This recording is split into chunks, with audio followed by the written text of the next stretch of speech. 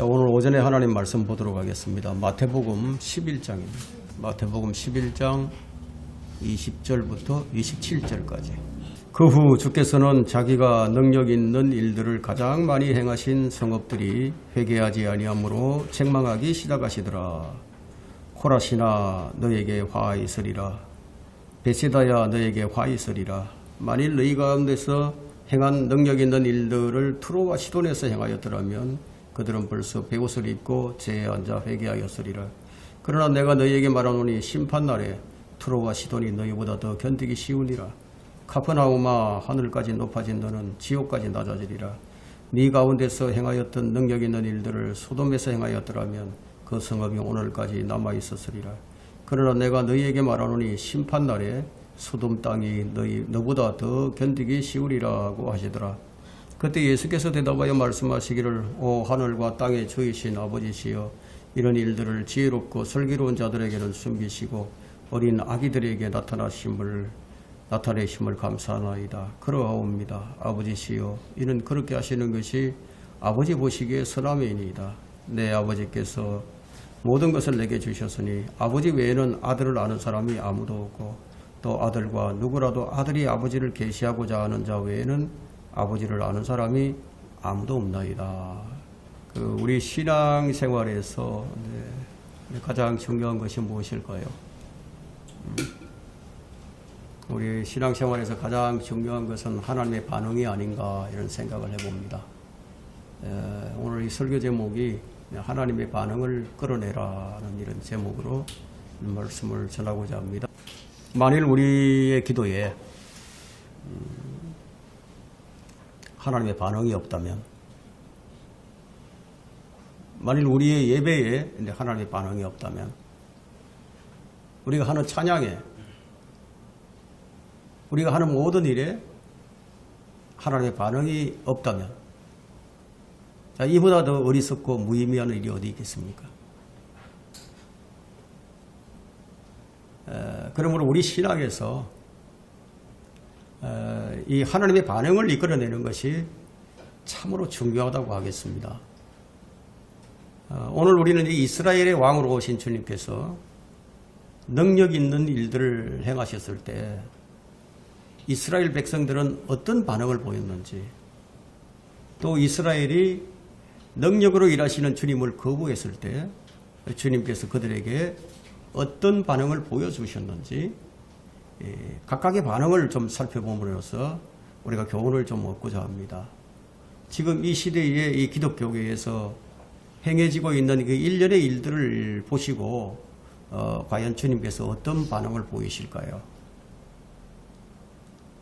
지금 이 지구상에는 하나님을 안다고 하는 자들이 참 많이 있는데 외형적으로만 본다면 그 숫자가 역사상 최고라고 할 수 있습니다.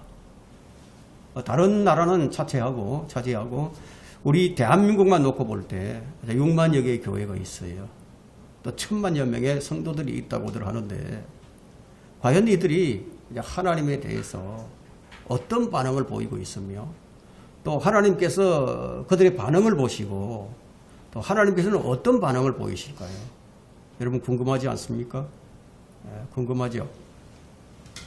하나님께서 한 사람 모세를 통해서 표적으로 이스라엘을 부르셨어요.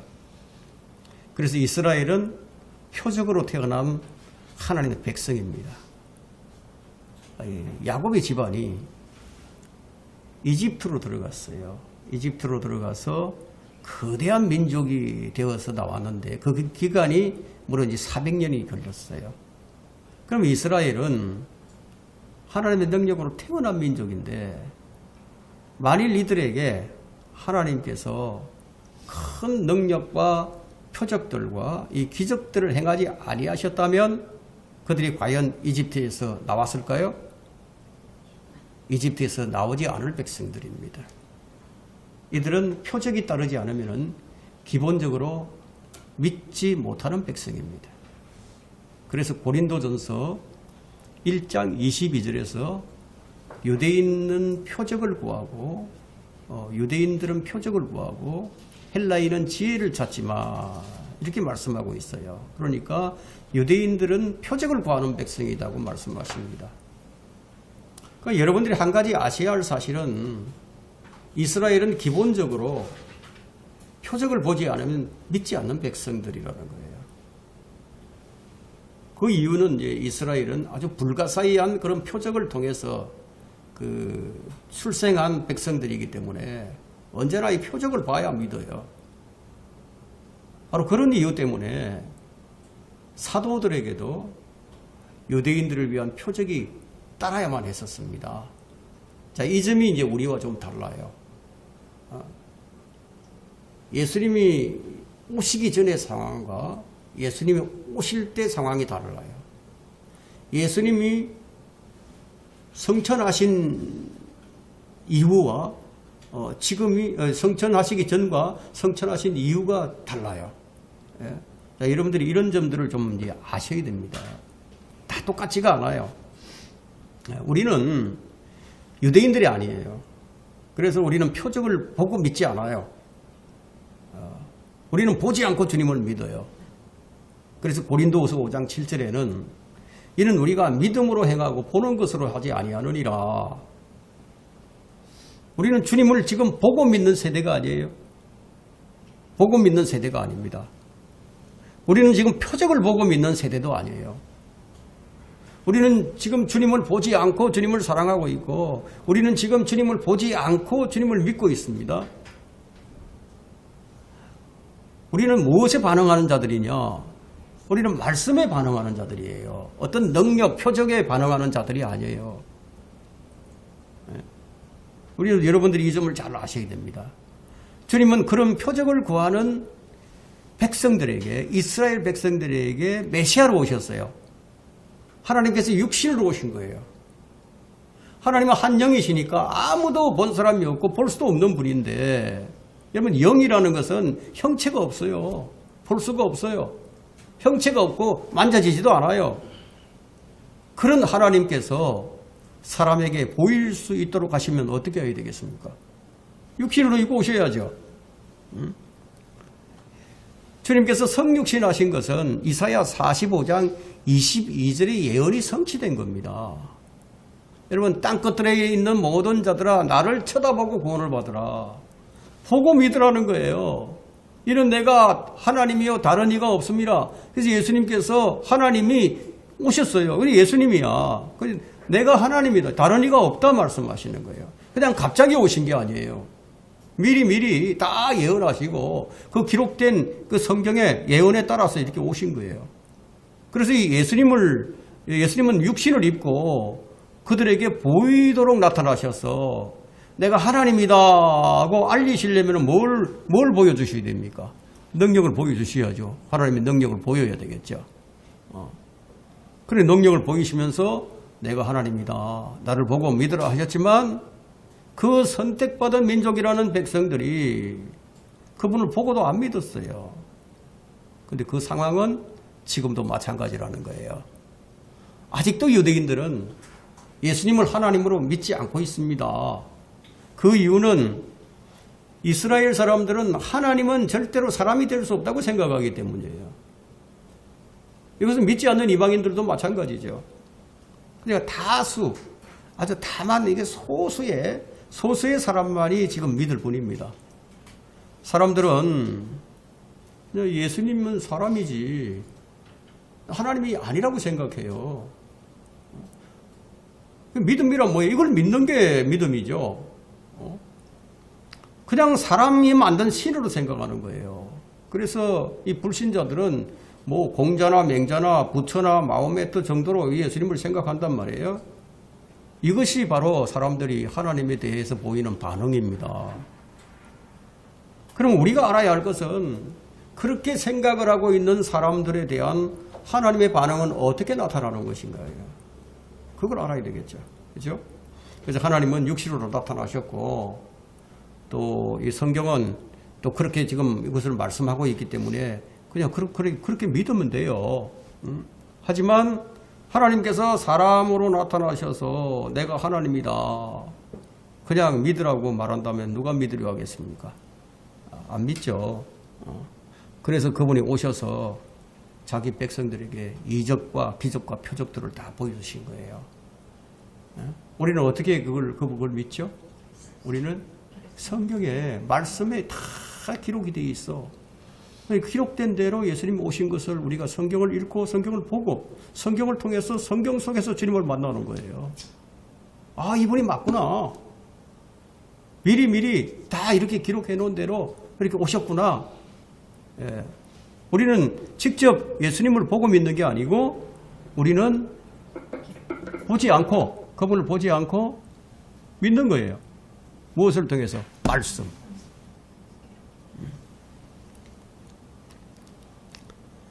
자, 그래서 그분께서는 자기 백성들에게 이적과 기적과 표적들을 보여주셨어요. 그럼에도 믿지 않는 백성들에게 내 말을 듣고도 나를 보고도 믿지 못하겠거든. 그래도 못 믿겠거든. 내가 행하는 그 일들을 보고 믿으라고 말씀하신 거예요. 그것이 요한복음 14장 11절에 기록이 되어 있습니다.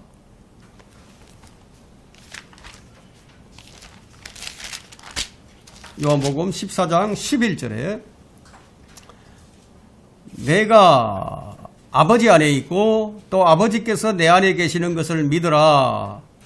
그러하지 못하겠거든 행한 그 일들을 보고 나를 믿으라. 그렇게 말씀하셨죠.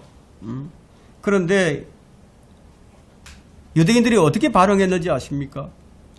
마태복음 12장 38절과 39절을 한번 보세요.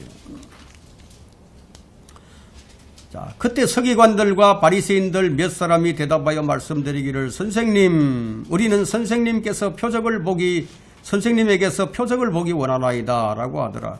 그러나 주께서 그들에게 대답하여 말씀하시기를 악하고 음란한 세대가 표적을 구하나 선지자 요나의 표적밖에는 줄 표적이 없도다.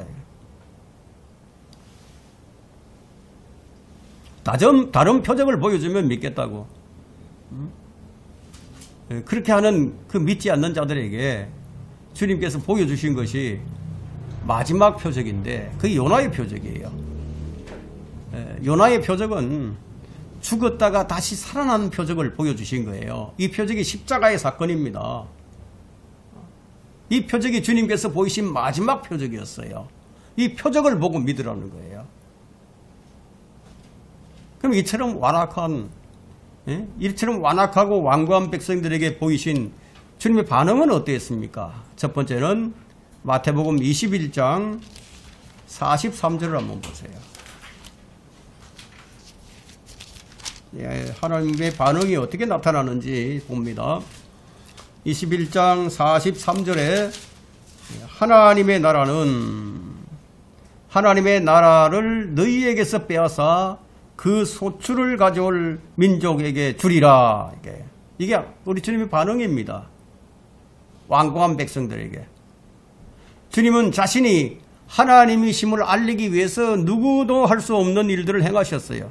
그래서 죽은 자들을 살리기도 하시고 소경을 눈뜨게 하시고 안전병이들을 일으키시고 문둥병자들을 깨끗게 해주시고요. 누구는 고쳐주고 누구는 안 고쳐주는 게 아니라 오는 사람들은 다 고쳐주셨어요. 기머거리들을 듣게 하시고 마귀들을 쫓아내시고 전론병이들을 걷게 하시고 내가 하나님이라 말씀하신 거예요. 그 역사상 누가 예수님처럼 능력 있는 일들을 행한 사람이 있었습니까? 누가 예수님처럼 병 고치는 사람이 있었습니까? 자, 요즘 은사주의자들이 예수님처럼 사도들처럼 능력을 행한다고 하는데 아마 이 병 고치어준다고 사기치는 곳은 한국밖에 없을 거예요. 병을 못 고치면 뭐라고 그러죠? 당신이 믿음이 부족해서 그렇다고. 그래서 열심을 더 내야 된다고. 당신 믿음이 부족하다고. 정성이 부족하다고. 돈 가져오라는 거죠. 그러면 사람들은 병을 고쳐보겠다고 돈을 더 갖다 내죠. 조금 바쳐서 안 되면 정성이 부족한 줄 알고 더 많은 돈을 갖다 내죠. 결국 병도 못 고치고 자기 재산도 다 날려버립니다. 이게 한국 교회를 병들게 하는 원흉입니다. 그래서 어떻게 나타납니까? 내가 계시를 받았다. 내가 능력의 은사를 받았다. 다 내게로 와라. 와서 병도 고치고 예언기도도 받아라. 그러면 이게 진리의 눈먼 자들이 다 그리로 몰려간단 말이에요. 권능은 무슨 권능이에요? 돈을 갈취하려는 그런 수작들이죠. 하나님께서는 그런 사람들에게 어떻게 반응하실까요? 또 그런 곳을 찾아다니는 사람들에게 어떤 반응을 보이실까요? 그들을 그곳에서 돌이키게 하시는 것이 아니라 더 강력한 미혹의 영을 보내셔서 더 깊이 빠져들게 하신다는 거예요. 은사주의자들의 역사는 성령의 역사가 아니라 마귀의 역사입니다. 오늘 우리 오전에 성경 공부를 했죠. 데살로니가후서 2장 9절부터 12절에 그 악한 자가 오는 것은 사탄의 역사를 따라 모든 능력과 표적들과 거짓 이적들과 멸망하는 자들 안에 있는 모든 불의의 속임수로 오는 것이니 이는 그들이 진리의 사랑을 받아들이지 아니하여 구원을 받지 못하였기 때문이라. 이로 인하여 하나님께서는 강력한 미혹을 보내시어 거짓말을 믿게 하심은 진리를 믿지 않고 불의를 좋아하는 모든 자로 심판을 받게 하려 하심이라. 이게 심판을 받게 하시겠다. 이렇게 완고하고 어리석은 자들에게 보이시는 하나님의 반응입니다. 이게. 저는 이 새벽 기도를 많이 다녀봤습니다. 진리의 지식을 잘 모를 때 새벽 기도를 많이 다녔어요. 그 새벽 기도 다니면 더 복 받을 줄 알고 다녀봤지만 복은 그냥 낮에 잠이 부족해서 일이 잘 안 돼요. 그 많은 사람이 복을 받으려고 새벽 기도를 해요. 기도만 하면 새벽 기도 다니면은 만사형통이라도 되는 것처럼 그래서 직업정성을 다 해요. 또 다른 이유가 있다면은 그래서 새벽 기도를 다니면요. 다른 사람들이 저 사람 믿음 좋다고 이렇게 알아준단 말이에요. 새벽 기도하는 나라는 한국뿐입니다. 새벽 기도는 길선주 목사가 유래가 되었어요. 그래서 시작이 되었습니다.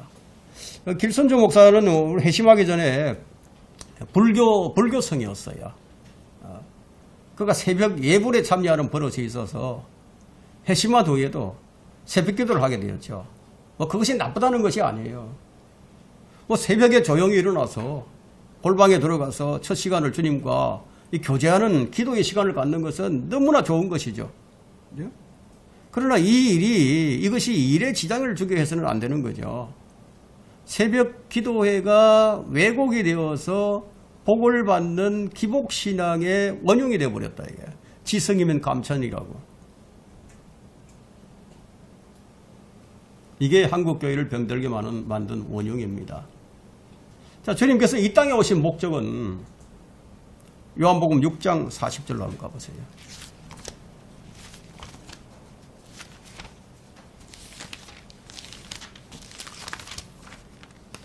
요한복음 6장 40절.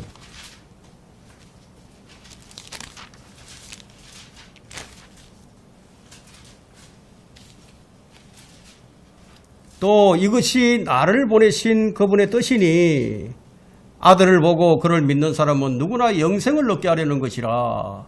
그리고 내가 그를 마지막 날에 살리리라. 주님께서 이 땅에 오신 목적이에요, 이게. 그리고 요한복음 8장 12절을 보세요. 그때 예수께서 다시 그들에게 말씀하시기를 나는 세상의 빛이라. 나를 따라오는 사람은 결코 어둠 속에 다니지 아니하고 생명의 빛을 얻으리라 하시더라고요. 생명의 빛을 얻게 하는 것이 그분이 오신 목적이에요. 수고하고 무거운 짐진 자들아 다 내게로 오라. 그리하면 내가 내게 힘을 주리라. 네 혼에 힘을 주리라. 근데 이스라엘은 믿지 않았습니다. 회개하라. 천국이 가까이 왔다. 돌이키고 너희 왕을 받아들이라. 그러나 이스라엘이 그렇게나 애타게 기다리던 그들의 메시아를 알아보지를 못했어요. 오히려 그렇게 해서 천국은 폭력을 겪어야 했고 폭력을 쓰는 자들이 힘으로 그것을 차지해버렸습니다. 그뿐만 아니라 그들은 천국으로 들어가려고 하는 자들조차도 들어가지 못하게 막아버렸다. 그 마태복음 11장 12절에 기록을 합니다. 그러자 하나님의 반응이 나타났습니다. 어떤 반응입니까? 그것이 바로 하나님의 나라를 그들에게서 빼앗아 소출을 가져올 다른 민족에게 넘겨버렸다는 거예요. 이제 영적인 하나님의 나라를 우리 교회에게 주신 거예요. 네. 이제 우리가 두 번째로 살펴볼 것은 지금의 이방인들에게는 하나님은 어떤 반응을 보이시는가예요. 지금의 이방인들에게 요한복음 1장 12절에는 누구든지 그를 영접하는 자들에게는 하나님의 아들들이 되는 권세를 주셨으니 즉 그의 이름을 믿는 사람들에게니라. 요한복음 11장 25절과 26절에는 나는 부활이요 생명이라 나를 믿는 자는 죽어도 살 것이며 또 살아서 나를 믿는 자는 영원히 죽지 아니하리라. 네가 이것을 믿느냐. 주님께서 이런 말씀을 주셨어요. 그러면 이 말씀에 우리 이방인들은 어떤 반응을 보여야 되냐. 또 이 말씀을 믿지 않는 자들에게 우리 주님께서 어떤 반응을 보이실까요? 또 이 말씀을 믿는 자들에게는 어떤 반응을 보이실까요? 하나님의 아들들이 되게 하시고 죽어도 부활할 것이며 주님 오실 때 믿는 자들은 살아있으면 죽음을 맛보지 않는다는 거예요. 그러나 주님이 오시기 전에 죽게 되면은 그의 혼은 셋째 하늘로 올라가게 되고 몸은 흙으로 돌아간다 이거예요. 주님이 다시 오시면은 몸이 다시 살아난다 이거예요. 그래서 우리는 죽음을 두려워하지 않아요. 그래서 믿는 자들에게는 주님과 함께 영원히 사는 영생을 주셨다 이거예요. 아멘. 우리가 이런 영생을 소유하고 있는 거예요. 만일 여러분이 죽음을 두려워한다면 그러면 여러분의 구원을 다시 한번 확인을 해봐야 됩니다. 여러분의 믿음이 어떤 믿음인지 점검을 해봐야 된다는 거예요. 사도 바울은 주님의 오심을 기다리라고 했어요. 다시 오실 것이다. 기다리라. 주님이 오시면 우리는 죽지 않는다. 그러나 주님이 오시지 않는다면 우리는 죽는 거죠. 그러나 우리는 죽음을 두려워하지 않습니다. 우리가 죽어도 우리의 혼은 우리 몸의 장막을 떠나 더 좋은 곳으로 가니까요. 우리 혼은 하늘나라로 가요. 우리가 영화로운 몸을 입을 때까지 하늘에 있게 된다는 거예요. 그러나 믿지 않는 자들은 모두 지옥으로 갑니다. 이것이 세상의 구세주로 오신 예수 그리스도를 자신의 구세주로 믿지 않는 자들에 대한 하나님의 반응이다. 우리는 모두 죄인으로 태어났습니다. 그래서 모든 사람이 다 죄인이에요. 죄인은 자신의 죄를 제거하지 못하면 하나님께로 갈 수가 없어요. 다른 길이 없어요. 예수 그리스도를 믿는 길 외에는 다른 길이 없어요. 예수님께서 그 누구도 할 수 없었던 말씀을 하셨어요. 나는 길이요 진리요 생명이라 나로 말미암지 않고는 내 아버지께로 올 자가 아무도 없느니라. 그럼에도 불구하고 사람들은 이 말씀에 반응을 하지 않고 선을 행하면 좋은 곳으로 가리라고 생각합니다. 이게 자기 오름의 생각이죠. 구원받지 못하고 교회 다니는 사람들도 마찬가지예요. 그런 예수님만 믿어서 되는 것이 아니라 믿음에다가 선행을 더해야 한다고 생각을 합니다. 그러나 진정한 회개는요, 무엇입니까? 진정한 회개가 없는 선행은 소용이 없어요. 악인의 쟁기질은 악할 뿐이라고 성경은 말씀합니다. 진정한 회개란 무엇입니까? 회개에도 합당한 열매가 있어요. 회개에 합당한 열매가 없는 믿음은 아무 소용이 없어요. 제가 자주 말씀드리지만 믿음에는 두 가지 종류가 있다고 말씀드렸어요. 인간의 지혜에서 나온 믿음이 있고 하나님에게서 나온 믿음, 이 두 가지로 지금 나누어지게 됩니다. 사람들이 이것을 잘 구분하지를 못하죠. 이것은 구약의 믿음과 신약의 믿음, 구약의 믿음과는 다른 믿음인데 이것을 어떻게 아느냐. 구약 성경에도 믿음을 다루고는 있지만 그들이 가진 믿음은 자신에게서 나왔던 믿음이었습니다. 그러나 신약 시대는 그렇지 않아요.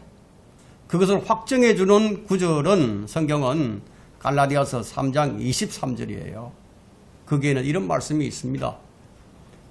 그러나 믿음이 오기 전에 우리는 율법 아래서 감시를 받았으며 나중에 믿음이 계시될 때까지 갇혀 있었느니라.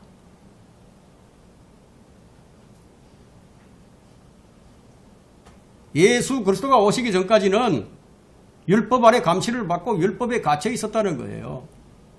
믿음의 창시자요 완성자이신 예수 그리스도가 오시기 전에는 모든 사람은 다 율법 아래 감시를 받고 있었습니다. 그래서 죄로부터 자유로울 수가 없었어요. 나중에 믿음이 계시될 때까지, 그때까지는 그럴 수밖에 없었습니다. 우리에게 예수 그리스도께서 오셔서 그분을 믿는 자들에게 자유를 주셨죠. 그러면 이제 우리에게는 회개가 필요합니다. 회개에 합당한 열매가 필요하게 되었습니다. 회개에 합당한 열매란 무엇입니까? 회개에 합당한 열매. 무엇이 회개에 합당한 열매일까요?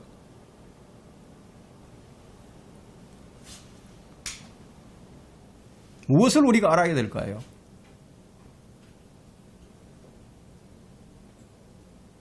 나는 하나님의 말씀에 따라 살 수 없는 죄인입니다.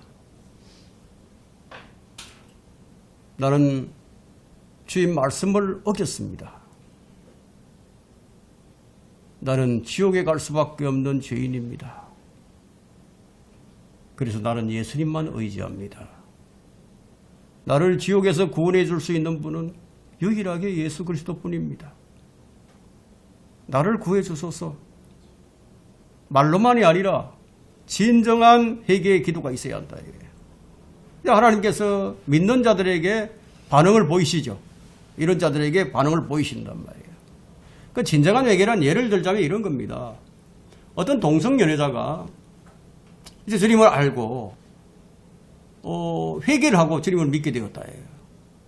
그러면 그에게 합당한 열매가 무엇일까요? 동성연애에서 떠나는 거겠죠. 믿는다고 말을 하면서 여전히 동성연애를 버리지 아니하고 그냥 교회를 다니면서 하나님을 섬긴다고 얘기를 한다면 그것이 회개에 합당한 열매라고 할 수는 없는 거죠. 이전에는요, 이전 시대의 동성연애자들은 자신들이 하던 이런 짓을 갖다가 몰래 했어요. 근데 지금은 어떻습니까? 이제는 공공연하게 드러내고 자신들의 죄를 과시하면서 막 열을 지어가면서 행렬을 하며 행진을 하면서 퀴어 축제를 지금 벌이고 있죠. 그러면 이런 자들을 용납하는 교회와 이런 자들이 활개치도록 내버려두는 국가를 하나님께서 어떻게 하시겠습니까? 어떤 반응을 보이실까요? 심판하신다는 거예요. 성경이 그것이 죄라고 명백하게 경고하고 있음에도 불구하고 말로만 하는 믿음, 말로만 하는 회심이 무슨 유익이 있겠습니까? 하지만 하나님께서는 진정한 회심을 한 자들, 그들을 거듭나게 하시고 하나님의 선한 일들을 할 수 있도록 그런 자들을 이끌어 주신다는 거예요. 그래서 우리는 날마다 하나님의 반응을 끌어내는 자가 되어야 한다는 겁니다. 회개에 합당한 열매는 어떻게 나타나느냐? 우리의 지체를 의의 병기로 하나님께 드리는 삶을 살게 되는 것으로 나타나게 됩니다. 그러나 우리는 아직 해결되지 못한 구조적인 결함이 있습니다. 그것은 우리의 몸이 아직 구속받지 못한 상태에 놓여 있어요. 그래서 우리는 연약한 지체들입니다. 죄를 지을 수밖에 없는 연약한 육체를 가지고 있어요. 우리의 이런 구조적인 결함을 주님께서 너무나 잘 알고 계세요. 그래서 주님께서는 하늘로 성천하시면서 성령님을 보내주셔서 너희와 영원히 함께 거하게 하시겠다. 너희 몸이 성령의 전이 될 것이다. 이 약속을 주신 대로 성령께서 오셔서 우리 주를 믿는 모든 사람 안에 영원히 거하시게 되었습니다. 그렇지만 아직 우리는 연약한 육체를 가지고 있기 때문에 언제든지 죄를 지을 수 있지만, 그러나 성령의 인도함을 따르게 되면 죄를 짓지 않을 수도 있는 거예요. 우리는 죄를 지을 수도 있지만 죄를 짓지 않아야 해요.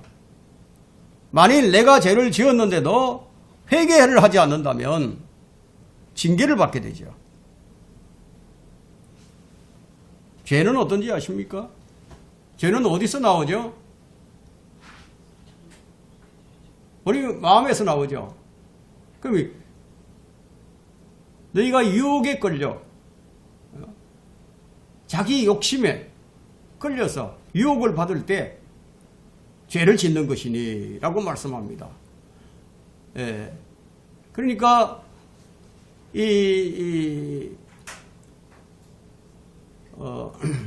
야고보서죠. 야고보서를 한번 보겠습니다.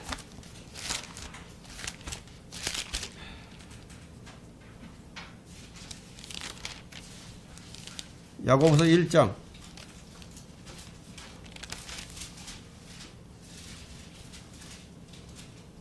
15절 보세요. 자, 욕심이 잉태하면 죄를 낳고 죄가 장성하면 사망을 낳느니라. 나의 사랑하는 형제들아, 속지 말라. 예. 왜 죄를 욕심이 잉태하면, 욕심이 잉태한다. 예. 여러분, 욕심이 잉태하는 거예요. 시기심이 마음에 잉태를 하게 되면 다른 사람 시기하게 됩니다. 질투를 잉태하면 죄를 낳게 돼요. 그건 뭐냐? 욕심을 품는 거예요. 시기를 품는 거예요. 그것이 잉태하는 겁니다.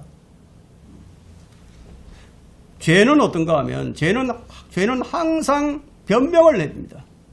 변명을 하고 가면을 쓰고 향수를 뿌리고 변장을 해요.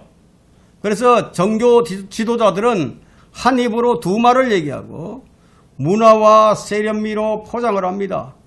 인류를 위한 사랑과 아주 공직의 성스러움이나 소속 교단의 명성이나 역사적 입장을 고백하는 것으로 속인다 이거예요. 그래서 사도성경을 외우고 그러면 다 거룩한 것처럼 보이게 만드는 거죠. 그런데 주님께서 오셔서 그들의 죄를 덜쳐내버렸습니다. 이 요한복음 15장 22절을 한번 가봅시다.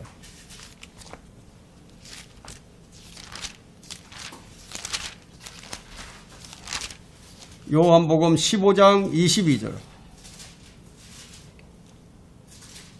자, 만일 내가 와서 너희에게 말해주지 아니하였더라면 그들에게 죄가 없었을 것이나 이제는 그들이 자기들의 죄에 대하여 변명할 것이 없도다. 죄를 딱 덜쳐내신 거예요. 그러나 종교인들은 회개하지 않죠. 주님께서 오셔서 죄를 덜쳐내니까 그들이 이제 죄를 알게 된 거예요. 그래서 주님께서 책망하기 시작합니다. 그게 오늘 본문으로 다시 돌아왔어요. 마태복음 11장 21절 보세요. 자, 코라시나 너희에게 화 있으리라. 베세다야 너희에게 화 있으리라. 만일 너희 가운데서 행한 능력 있는 일들을 투로와 시돈에서 행하였더라면 그들은 벌써 베옷을 입고 죄에 앉아 회개하였으리라. 만일 너희에게 보여주었던 그 기적들을 투로와 시돈에서 행하였더라면 그들이 회개했을 것이다. 그런데 너희는 보여주어도 회개하지 않는다는 겁니다. 여기에 대한 하나님의 반응은 너희는 지옥의 더 낮은 곳으로 가게 될 것이라는 거예요. 여러분, 지옥은 다 똑같은 곳이 아니에요. 더 뜨거운 곳이 있습니다. 자, 이런 사실들은 과학자들이 알죠. 지질학자들은 땅 속에 더 뜨거운 곳이 있는 것을 알아요. 천문학을 연구하는 자들도 북쪽 하늘 끝에 거대한 물층이 있다는 것도 알고 있어요. 그러나 하나님의 그 능력을 보고서도 믿지 않았던 이스라엘은 어떻게 된다? 더 뜨거운 지옥으로 간다는 거예요. 지옥에도 심판에도 차이가 있는 것을 알 수 있습니다. 그러나 내가 너에게 말하노니 심판날에 트로와 시돈이 너희보다 더 견디기 쉬우리라. 가버나움아, 하늘까지 높아진 너는 지옥까지 낮아지리라. 주님을 보고도 믿지 않았던 가버나움 사람들에게 하신 주님의 반응이었습니다. 만약에 내가 소돔 땅에서 이런 능력을 그들에게 보여주었더라면 그들이 회개했을 것이다. 그러나 너희는 그런 능력을 보고서도 믿지 않는다. 그러면 한국 교회는 어떨까요? 과연 이 대한민국은 어떨까요? 투로와 시돈보다 더 견디기 쉬운 나라인가요? 한국은 교회가 많지만 우상나라예요. 온갖 우상들이 교회 안으로 들어와서 사회 곳곳에 다 침투해 있습니다. 사회도 교회도 죄로 여기지 않는 나라예요. 북쪽은 세계에서 가장 악질적인 김일성 독재가 3대째 이어지고 있습니다. 남쪽은 어떻습니까? 남쪽은 부정과 부패, 한탕주의, 성실히 일하는 국민이 이제 없어요. 옛날 얘기입니다. 한탕주의. 불로소득을 추구하는 국민. 북한 주체사상을 가진 사람들이 국회에 들어가도록 표를 찍어주는 나라. 여러분, 한국은 카퍼나움보다 더 악한 나라예요. 지금 본문에는 심판날에 이스라엘이 소돔보다 더 견디기 어려울 것이라고 말씀하고 있습니다. 소돔은 동성연애자들의 천국이었죠. 지금의 이스라엘은 소돔보다 더 사악합니다.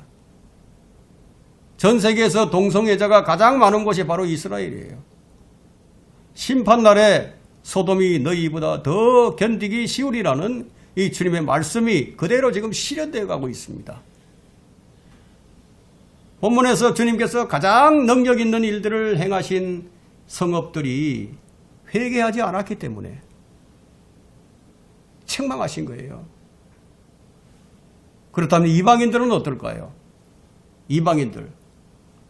주님께서 이스라엘을 구원하시려고 오셔서 큰 능력을 행하셨는데 그 모든 것을 거부한 자들이 누구였습니까? 종교 지도자들이었어요. 지혜로운 자들이었고 슬기로운 자들이었습니다. 자신들이 똑똑하다고 생각하는 고등교육을 받은 사람들을 하나님께서는 어리석게 만드신다는 사실을 지금 예수님께서 기뻐하셨다는 것은 섬뜩한 진실입니다. 지금 한국 크리스찬들에게 주님은 어떻게 반응하실까요? 한국 교회는 교인 숫자도 많고 세계에서 가장 큰 교회들이 많아요. 성경을 많이 알고 하나님을 최고로 잘 섬긴다고 자랑을 하면서 하나님의 말씀과는 다르게 나갑니다. 왜 그렇게 되어버렸죠? 고린도전서 1장 19절을 보게 되면 교만한 자들의 주님께서 눈을 감기게 하시고 교만한 자들의 지혜를 멸하시고 총명한 자들의 명철을 없애버렸기 때문이라고 말씀합니다. 그래서 주님은 본문 25절에서 마태복음 11장 25절에서 오 하늘과 땅의 주인이신 아버지시여 이런 일들을 지혜롭고 슬기로운 자들에게는 숨기시고 어린 아기들에게는 나타나심을 감사하나이다. 주님께서 죄인들의 죄를 사해 주시려고 오셨어요. 하지만 이스라엘의 권력을 행사하는 자들, 지혜롭고 슬기로운 자들에게 이런 진리를 숨겨버리셨습니다. 왜 숨겼습니까? 왜 숨겼죠? 자기들이 잘났다고 교만했기 때문이에요. 정치하는 사람들, 거짓말쟁이들, 진화론 자들, 진리를 거부하는 자들에게는 숨기시는 거예요. 하나님을 대적하는 자들을 다 지옥으로 보내십니다. 그러나 아이들처럼 순수하게 진리를 아멘으로 받아들이는 자들을 구원하신다예요. 그런 하나님으로 인해서 우리 주님께서 감사한다고 말씀하고 계십니다. 그렇게 하시는 것이 하나님 보시기에 선한 것이니이다. 여러분, 인본주의자들이 이 말씀을 들으면 기절을 하겠죠.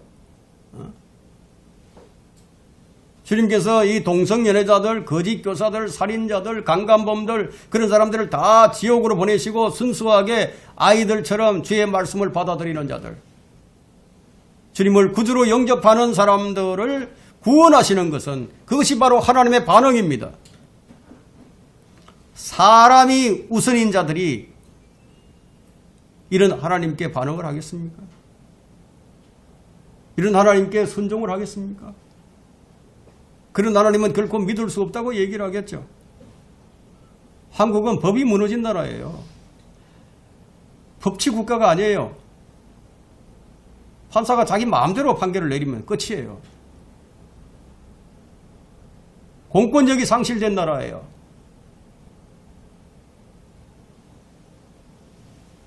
군인들도 적군을 대적할 힘을 잃은 군대예요. 억울하게 누명을 쓰고, 억울하게 누명을 쓰고도 법으로 해결이 안 되는 나라예요. 불의한 정치인들이 득세하는 나라입니다. 이런 나라에 우리가 삽니다. 지금 이 나라에 성경대로 믿는 사람들이 무너져 버린다면 이 나라는 끝장이에요. 의인 한 사람이 없어 멸망한 유대를 한번 보세요. 의인 10명이 없어 멸망한 소돔성을 한번 보세요. 그럼 이 나라에 성경대로 믿는 소수의 사람들이 없다면 어떻게 되겠습니까?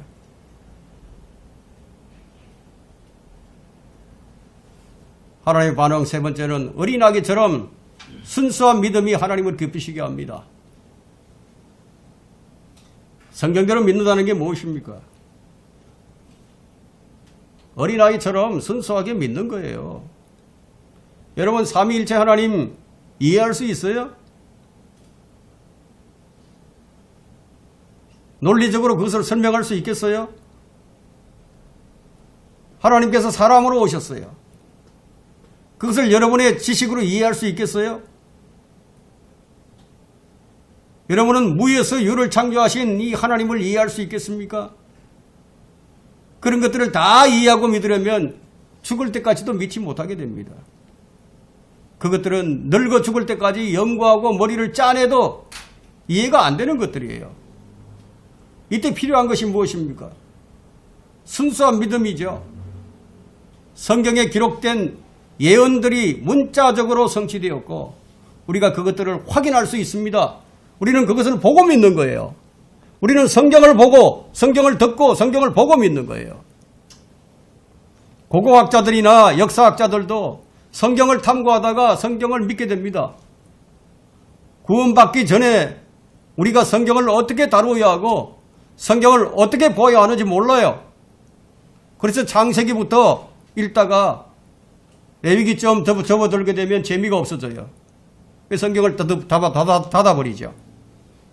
또 신약 성경을 읽을 때도 마태복음 첫 장을 펴면 족보들이 막 나옵니다. 사람의 이름들이 열거된 것을 보다가 결국은 책장을 닫아버리고 맙니다. 성경을 믿지 않는 사람들은 어떤 사람들이냐? 자신들을 하나님보다 더 현명하고 똑똑한 사람으로 여기는 자들입니다. 그런 사람들에게 주님께서는 너희가 나보다 더 똑똑하다고 하니까 지옥으로 가라. 그러나 순수하게 주의 말씀을 어린아이처럼 믿는 자들은 오케이 하고 주님 받아주시는 거예요. 25절 말씀이 바로 그런 말씀입니다. 그때 예수께서 대답하여 말씀하시기를 오 하늘과 땅의 주이신 아버지시여 이런 일들을 지혜롭고 슬기로운 자들에게는 숨기시고 어린 아기들에게 나타내심을 감사하나이다.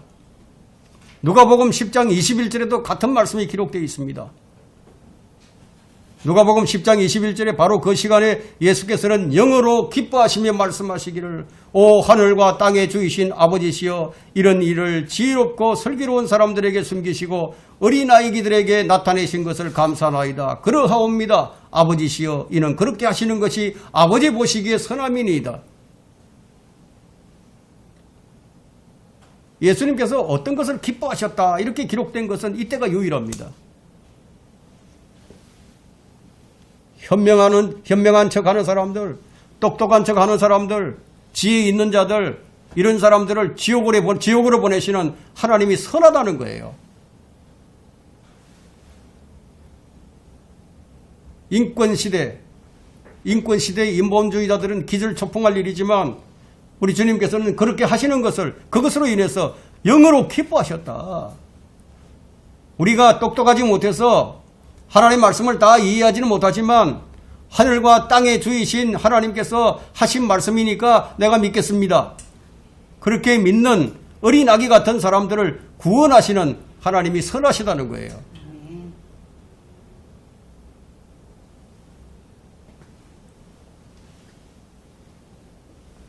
왜 하나님의 말씀과 다르게 행하는가? 그것은 자신들이 하나님보다 더 현명하니까. 그런 사람을 지옥으로 보내신 것은 참으로 선한 일이 아닙니까? 만약 그런 사람들을 구원해 준다면 이건 기뻐할 수 있는 일이 아니죠. 성전에서 장사치들을 채찍으로 쫓아내시던 주님을 한번 생각을 해보세요. 서서히 시퍼런 하나님의 반응입니다. 쫓아내버렸어요. 채찍으로 휘두르면서. 이 시간 주님의 말씀을 받아들이는 사람들에게는 주님께서 이같이 반응을 하시는 거예요. 무엇으로? 은혜와 생명으로. 결론적으로 헛된 일을 꾀하는 자들에 대하여는 하나님은 진노로서 반응하십니다. 시편 2편 1절 보면요. 어찌하여 이방이 분노하며 백성들이 헛된 일을 꾀하는가? 땅의 왕들이 나서고 지리자들이 서로 의논하여 주와 그의 기름 부은 자들을 대적하여 말하기를 우리가 그들의 결박을 끊고 그들의 멍에를 벗어버리자 하는도다. 하늘들에 앉으신 분이 웃으실 것이요 주께서 그들을 조롱하시리로다. 그때 그가 진노 가운데 그들에게 말씀하시고 심히 불쾌하여 그들에게 화내시기를 내가 나의 거룩한 산 시온 위에 내 왕을 세웠도다 하시리라. 헛된 일을 꾀하는 자들이 누구입니까? 분노하는 자들이 누구입니까? 사악한 정치인에 의해서 선동된 군중들이죠. 그들의 분노가 하늘을 찔러요. 하나님께서 그들에게 진노로 갚으실 겁니다. 헛된 일을 꾀하는 자들이 누구입니까? 연합하는 자들이에요. 유엔을 중심으로 해서 각 나라가 연합한 것은 하나님뿐만 아니라 예수 그리스도를 대적하기 위해 함께 모인 것이에요. 하나님께서는 국제연합을 농담거리로 여기십니다. 이사야 40장 17절에는 그분 앞에 모든 민족은 아무것도 아닌 것 같고 그 민족들이 아무것도 아닌 것 곧 헛것보다 못하게 여겨지느니라. 여러분, 유엔 창설이 되고 난 이후에 이 땅에 평화가 이루어졌습니까? 전쟁이 더 많아졌죠. 정치꾼들이 정치하기 위해 속임수로 만들었어요. 평화를 위해 만든 것이긴 하지만 전쟁이 더 많이 있었습니다. 죄가 있는 곳에 평화가 있을 수 없죠. 평화를 만들지 못하는 자들이 평화를 운운하면서 모여서 하는 일이 무엇이겠습니까? 하나님의 뜻을 거스리는 거예요. 그것이 하나님을 대적하는 것인 줄도 모르고 하늘들 위에 앉으신 분이 웃으실 것이요 조롱하시리라 화내시리라. 그래서 하나님은 심히 불쾌해하시면서 예루살렘에 내 왕을 세우실 것이라고 말씀하셨어요. 그분이 오시면 시온의 왕국을 세우실 겁니다. 시편 2편 7절에도 내가 칙령을 선포하노라. 주께서 내게 말씀하시기를 너는 내 아들이라. 오늘 내가 너를 낳았노라. 내게 구하라. 그러면 내가 너에게 이방을 네 유업으로 땅의 맨 끝을 네 소유로 주리라. 네가 그들을 철장으로 깨트릴 것이며 토기장이의 질그릇같이 산산이 부수리라 하셨도다. 그러므로 오 너희 왕들아 이제 현명해지라. 너희 땅의 재판관들아 교훈을 받을지어다. 두려움으로 주를 섬기고 떨림으로 즐거워하라. 이렇게 주님이 왕으로 오셨는데 인간이 그분을 대적했습니다. 이제 그분이 다시 오실 때는 사정이 달라요. 대적자들을 철장으로 산산이 부수실 것이라고 말씀하고 있습니다. 그럼에도 불구하고 두려움으로 주를 섬기고 떨림으로 즐거워하라. 왜 이렇게 권면을 하시죠? 그것은 우리를 구원하시기 위함입니다.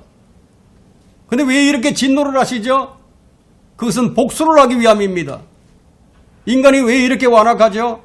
인간의 완악함이 무엇을 만들고 있습니까? 주체사상을 만들고 있죠. 인간이 주체가 되는 것, 이것이 주체사상입니다. 인간이 주체가 되려고 하고 있죠. 벽을 허물고 하나가 되려 합니다. 주님께서는 주님을 찾게 하려고 인간을 흩어버리셨습니다. 그런데 인간은 연합해서 하나님을 대적하려고 합니다. 정치로 하나 되고 문화로 하나 되고 종교로 하나 되고 스포츠로 하나 되고 음악으로 하나가 됩니다. 인종도 하나가 되려 합니다. 이것이 바로 고대 바벨탑 재건입니다. 누가 주체가 되어야 합니까? 누가 옳은 것입니까? 창조주인가요? 피조물인가요? 여러분은 어느 편에 설 것입니까? 여러분에게 말씀을 주셨어요. 어린아이들처럼 그 말씀을 받아들이면 하나님께서 기뻐하십니다. 내가 지금 주님을 어떻게 섬기고 있는가? 나는 주님 지금까지 언연중에 하나님의 말씀을 무시하는 경향이 있었습니다.